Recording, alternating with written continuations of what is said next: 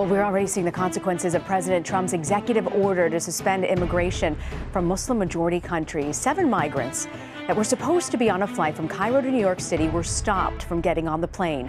6 of them are from Iraq, 1 is from Yemen.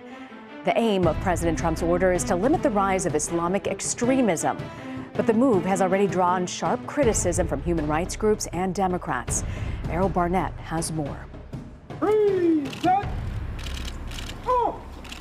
In his first visit to the Pentagon as Commander-in-Chief, President Trump announced and signed 2 executive actions. We want to ensure that we are not admitting into our country the very threats our soldiers are fighting overseas. One action will suspend immigration from specific countries to prevent the entrance of Islamic terrorists and implement what he calls extreme vetting of immigrants. I'm establishing new vetting measures to keep radical Islamic terrorists out of the United States of America. We don't want them here. The order puts a 120-day hold on all refugees settling in the U.S., a 90-day halt on entry of visitors from countries of concern like Iraq and Syria, and blocks all Syrian refugees indefinitely. In a television interview, President Trump said he'll prioritize, quote, persecuted Christians. They've been horribly treated. Do you know, if you were a Christian in Syria, it was impossible, at least very tough to get into the United States.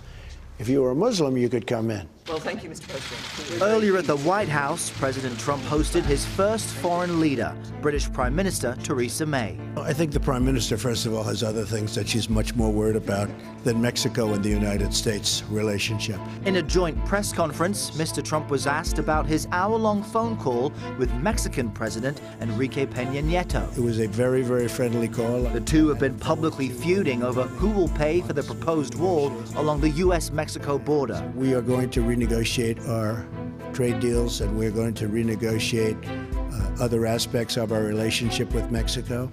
And in the end, I think it'll be good for both countries. The president was also asked about his apparent desire to develop a close relationship with Russian President Vladimir Putin. Putin and Russia, I don't say good, bad, or indifferent. I don't know the gentleman. I hope we have a fantastic relationship. Pressed about keeping in place sanctions against Russia, Mr. Trump said he hasn't decided yet. And Errol Barnett joins me now from Washington. Errol, we've been following this top story of 7 migrants who were stopped in Cairo earlier today.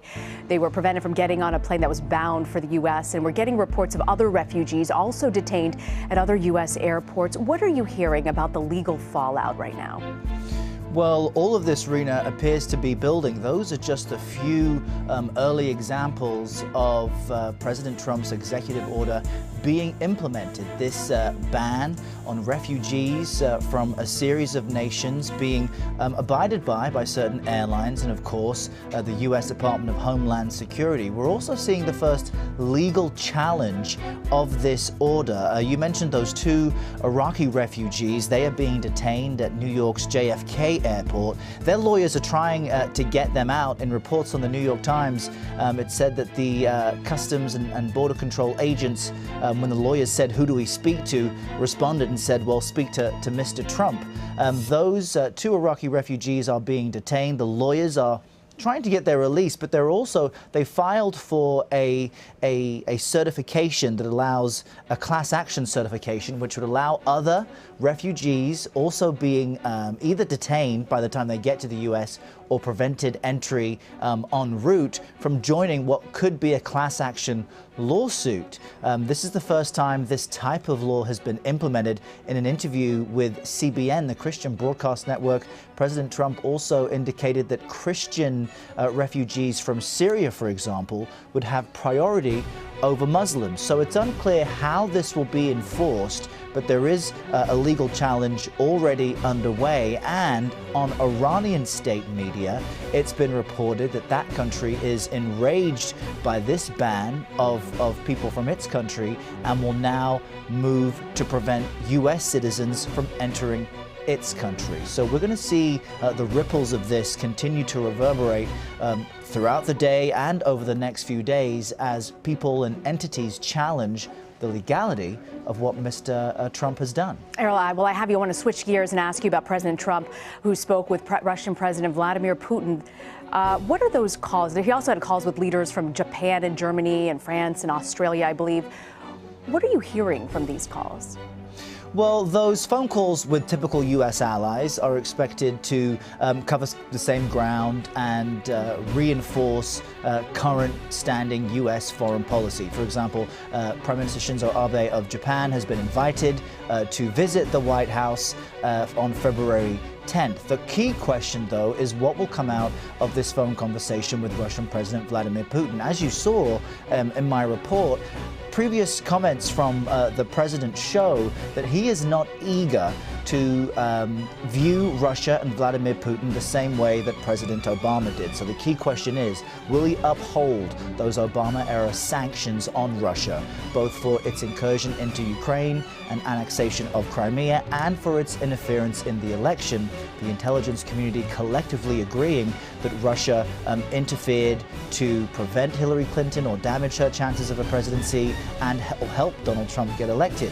He has been forceful in refusing that Russia played any role or that he needed help from them at all. So will this conversation and the readout and the notes we get from the White House indicate in any way, shape or form that sanctions may be lifted, that a stance with Russia may be softened? Perhaps with the conversation with the Japanese Prime Minister, will we have a result of a meeting, a one-on-one meeting at the White House?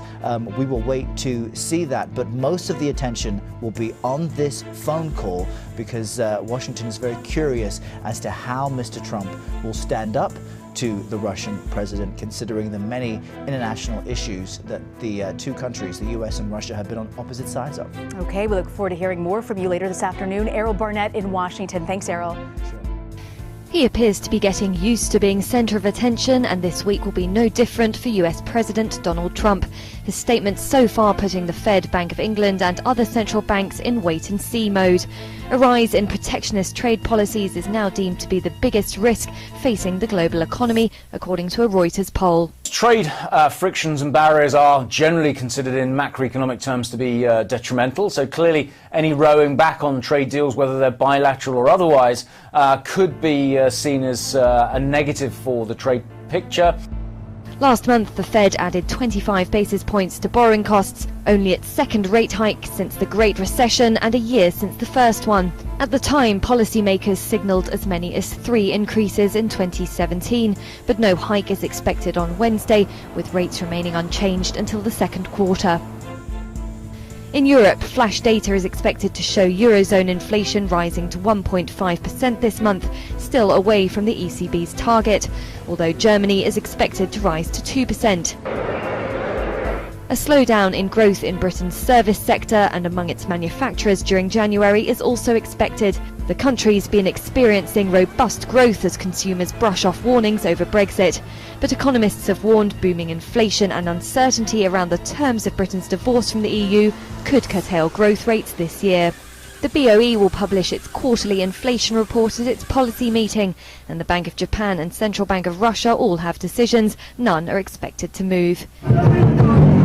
China continues celebrating its Lunar New Year, so there'll be little news from the world's second largest economy.